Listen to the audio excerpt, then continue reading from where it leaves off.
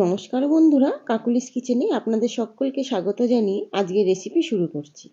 আজ আমি তৈরি করে দেখাবো ভেজ পোলাওয়ের রেসিপি। এখন এই শীতের সময় ফ্রেশ ভালো সবজি পাওয়া যায়, আর এই ফ্রেশ সবজি দিয়ে আপনারাও কিন্তু খুব সুন্দরভাবে এই ভেজ পোলাওটা বানিয়ে নিতে পারেন। তার জন্য আপনাদের পুরো রেসিপিটা দেখার অনুরোধ রইল। আর রেসিপি যদি দেখে আপনাদের ভালো লাগে তাহলে অবশ্যই লাইক, কমেন্ট এবং শেয়ার করে দেবেন। চ্যানেলটিকে সাবস্ক্রাইব করে দেবেন বেল আইকন সহ, আরও নিত্য নতুন রেসিপি দেখার জন্য। তাহলে চলুন আমি কিভাবে এই রেসিপিটা বানিয়েছি সেটা আপনারা দেখে নেবেন। প্রথমেই একটা বাটির মধ্যে 3 কাপ গোবিন্দভোগ চাল নিয়ে নেব। আমি এখানে গোবিন্দভোগ চাল দিয়ে বানিয়েছি, আপনারা চাইলে আপনাদের পছন্দ মতো যে কোনো চাল দিয়ে বানিয়ে নিতে পারেন। এবার জল দিয়ে খুব ভালোভাবে চালটা ধুয়ে নেব।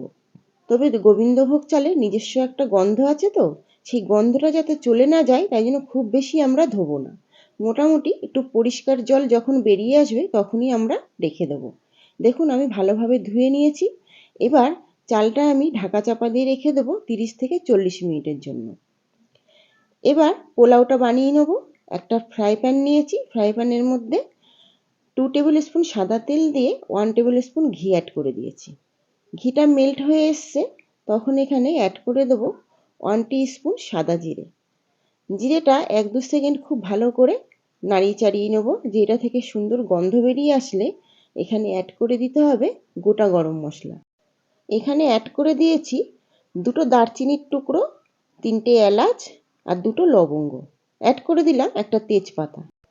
সমস্ত জিনিস 1-2 সেকেন্ড একটু ভালো করে ভেজে নেওয়ার পর অ্যাড করে দেবো 2টো পেঁয়াজের কুচি। আমি এখানে মিডিয়াম সাইজে 2টো পেঁয়াজ ব্যবহার করেছি। পেঁয়াজটা একটু কালার চেঞ্জ হয়ে আসা অবধি ভেজে নেব, খুব বেশি ভাজার দরকার নেই। এখানে অ্যাড করে দিলাম 1 টিস্পুন আদার কিমা। একদম মিহি করে কিমা করে নিয়েছি আদাটা। আপনারা চাইলে এখানে আদা বাটাও ব্যবহার করতে পারেন। আদাটার কাঁচা গন্ধ বেরিয়ে আসা অবধি একটু ভেজে নেব। তারপর অ্যাড করে দেবো সবজিগুলো। এখানে অ্যাড করে দিলাম 1 বাটি ফুলকপি, হাফ বাটি গাজর, হাফ বাটি বিনস আর হাফ বাটি মটরশুঁটি। সবজিটা আপনারা নিজেদের পছন্দ মতো অ্যাড করবেন। এবার সবজিগুলো 4-5 মিনিট খুব ভালো করে ভেজে নেব। সবজি আমাদের খুব বেশি ভাজার দরকার নেই, কেননা আমরা যে পোলাও করার জন্য জল দেবো সেই জলেই সবজিগুলো সেদ্ধ হয়ে যাবে। এখানে অ্যাড করে দিয়েছি 2-3টে চেরা কাঁচা লঙ্কা। সমস্ত জিনিস এবার ভাজা হয়ে গেছে। এবার আমি অ্যাড করে দেবো ভিজিয়ে রাখা চালগুলো। চালগুলো আমাদের এতক্ষণে ভালোভাবে ভিজে গেছে। এখানে অ্যাড করে দেবো সমস্ত চাল। খেয়াল রাখবেন চালে যেন জলটা না থাকে, ভালোভাবে জল ঝরিয়ে তবেই চালটা অ্যাড করবেন। চালটা দিয়েও 4-5 মিনিট খুব ভালোভাবে ভেজে নেব। চালটা ভালোভাবে ভাজা হয়ে গেছে। এবার অ্যাড করে দেবো একদম অল্প পরিমাণে জায়ফল আর জয়িত্রী গুঁড়ো। এবার ভালো করে চালের সঙ্গে মিশিয়ে দেবো। এবার আমরা চালটা আরও 1-2 সেকেন্ড খুব ভালোভাবে মিডিয়াম ফ্লেমে নাড়িয়ে নেব। খেয়াল রাখবেন চালটা ভাজার সময় যেন একটু জল না থাকে। জল একদম শুকিয়ে গেলে তবেই কিন্তু পোলাওটা ঝরঝরে হবে। আর খুব ভালোভাবে না ভাজলে পোলাওটা কিন্তু ঝরঝরে হবে না।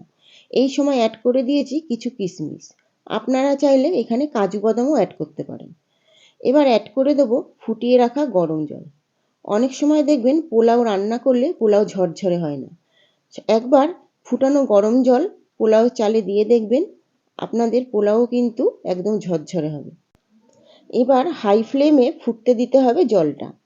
জলটা খুব ভালোভাবে ফুটে আসা পর্যন্ত অপেক্ষা করতে হবে। জলটা আমাদের খুব ভালোভাবে ফুটে আসার আগেই এখানে অ্যাড করে দেব পরিমাণ মতো নুন। নুনটা এখানে অ্যাড করে দিয়ে আবারও খুব ভালো করে মিশিয়ে দেব। এই পর্যায়ে দেখুন জলটা ফুটতে শুরু করেছে আর ভালোভাবে ফুটেও গেছে। আমি এই সময় একদম লো ফ্লেম করে ঢাকা চাপা দিয়ে 8 থেকে 10 মিনিটের জন্য রেখে দেব। ফিরে আসলাম 10 মিনিট পর। দেখুন আমাদের জল কিন্তু অনেকটাই শুকিয়ে গেছে আর আমাদের পোলাওয়ের চালটাও একদম ঝরঝরে হয়েছে।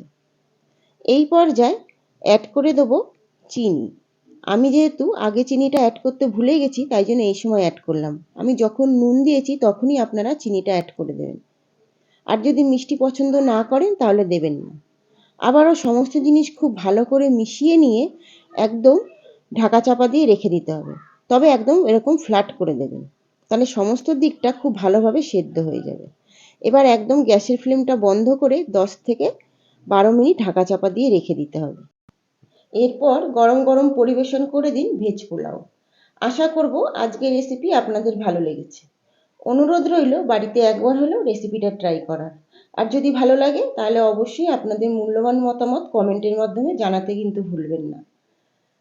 আর যে সমস্ত বন্ধুরা চ্যানেলটিকে এখনও সাবস্ক্রাইব করনি তারা অবশ্যই বেল আইকন সহ চ্যানেলটিকে সাবস্ক্রাইব করে দিও।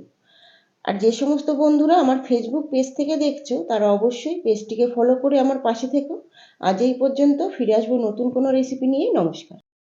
আমি এখানে জলের মেজারমেন্টটা বলতে ভুলে গেছি। যেহেতু এটা গোবিন্দভোগ চাল, 3 কাপ চালের জন্য আপনারা 5.5 কাপের থেকে একটু বেশি জল নেবেন। পুরোপুরি 6 কাপ নেবেন না। যদি বাসমতি চাল হয় তাহলে 6 কাপ নেবেন।